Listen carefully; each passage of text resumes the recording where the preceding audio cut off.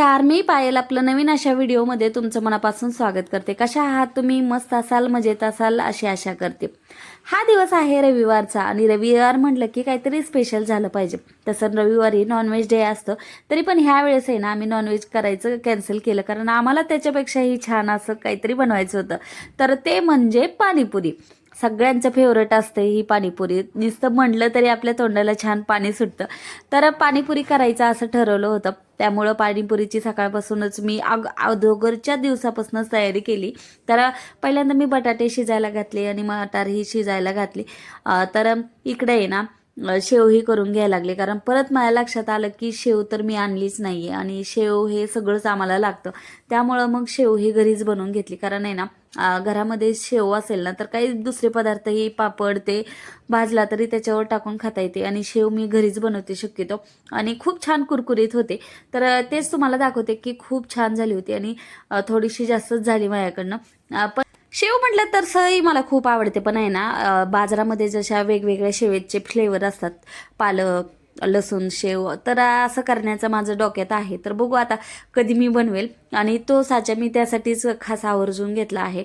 पहिला साचा माझा तसाही खराबच झाला होता, तर म्हटलं चला काही नवीन घ्यायला लागलो तर छोटेसे प्लेट असलेलेही बघू, तर त्यामुळंच मी तो घेतला होता।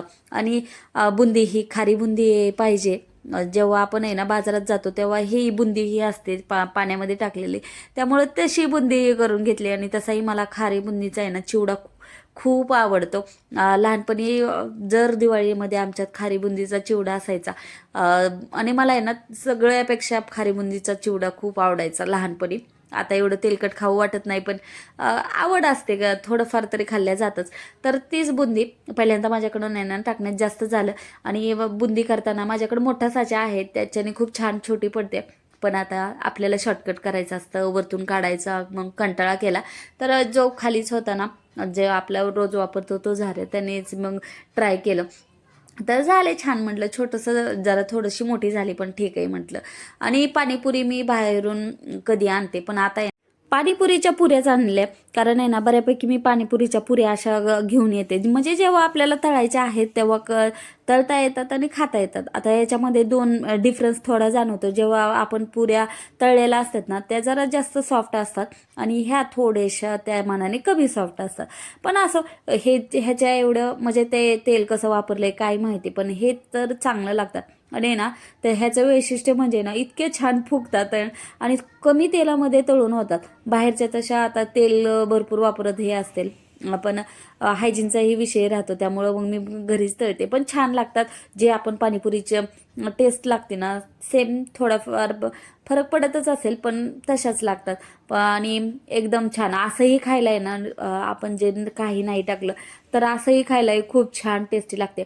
पण आहे ना तळताना थोडेसे जास्त तळावे लागतात, म्हणजे आपण नॉर्मल आहे ना पांढरट आपल्याला पाहिजे असतं, पण त्याच्यापेक्षा थोडेसे जास्त तळावं लागतात ह्या, नाहीतर मग एवढं लगेच त्या अशा छोट्याशा होतात। तर पाणीपुरी म्हटलं की सगळंच असावं असं वाटतं मला, कारण आहे ना आपण जर एखादी गोष्ट करायला लागलो तर सगळं असल्याशिवाय ते चांगलं लागत नाही। त्यामुळं मग चिंचेची चटणीही असावी म्हटलं, आणि मी आहे ना जे बाजारामध्ये मिळतं तसंही मग रगडा असावा असं वाटतं, त्यामुळं तोही बनवणार आहे।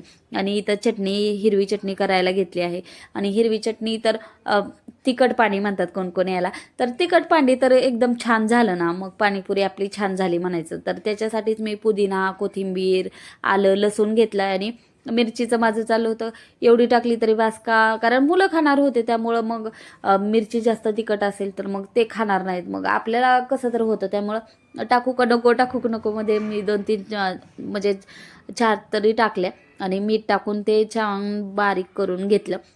आणि आहे ना ते परत थोडंसं त्यांच्या दाताखाली काय आलं ना ते खूप हे होतं, म्हणून मग त्याला छान असं पुरणाच्या चाळणीतून मी काढून घेतलं, जेणेकरून पाणी आपलं बाहेरच्यासारखं मस्त होईल। आणि त्याच्यामध्ये परत एक्स्ट्राचं पाणी, बर्फ असले तर बर्फही टाकला जातो, पण माझ्याकडे काय नव्हता म्हणून मी बर्फ काय टाकलं नाही। तर आता माझ्या पाणीपुरीचं मी सगळं मेनू असं बनवून ठेवलं आहे, जेणेकरून ज्याला जसं खायचं तसं खाते, कारण भरून द्यायचं म्हणलं ना आपल्यालाही कंटाळा येतो, आणि मग आपण खायचं का त्यांना द्यायचं, आणि ते कसं होतं भिजून जातात मग एकदम भरल्या, तर मग त्यामुळे एक एक भरायची खायची खूप मजा येते। बाजारातला फीलही तसाच येतो. तर इथं मी पाणीपुरी छान एवढ्या मोठ्या तळून घेतल्या. याच्यातल्या काही सगळ्या संपल्या नाही आहेत, पण जास्तीच्या तळून ठेवल्यात की बाबा परत जास्त कमी पडू नये. त्यामुळं शेव, बुंदी, कांदा भरपूर, बटाट्याची भाजी, जे बाजारात मिळते तशी रगडा, सगळं असं व्यवस्थित करून घेतलं आहे. आणि मग श्रीसाठी मी पहिल्यांदा भरायला घेतलं, कारण श्रीला स्वतःच काय भरून घेता येत नाही. त्यामुळं मग मी त्याला एकदम 1-2 तरी किमान म्हणलं भरून घ्यावं आणि सगळ्यांना एक एक टेस्ट करायला पहिल्यांदा द्यावं, की असं भरून खावा म्हणून. तर आता सगळेजण असल्या पार्टी मजा येते. आणि याच्यामध्ये माझ्याकडून आहे ना, जी बुंदी आहे ती टाकायची राहिली होती, तर तिखट पाण्यामध्ये मी टाकून घेतली. आणि हे आहे ना, मी ह्याचं बनवले, आपले छोले आहे त्याचं बनवून घेतलं आहे. पांढऱ्या वाटाण्याचंही बनवलं जातं, तर खूप छान होतं. तर त्याचीही टेस्ट अप्रतिम होते. रगडा म्हणला जातो, तर तसाच सेम मी बनवला आहे आणि तेही यूट्यूबवर बघून. तर खूप छान झाली आमची अशी पार्टी म्हणा. तर मुलांनाही आता परीक्षा संपल्या आहेत, त्यामुळं त्यांनाही काहीतरी वेगळं, त्यामुळं मी असं आवर्जून बनवलं आहे.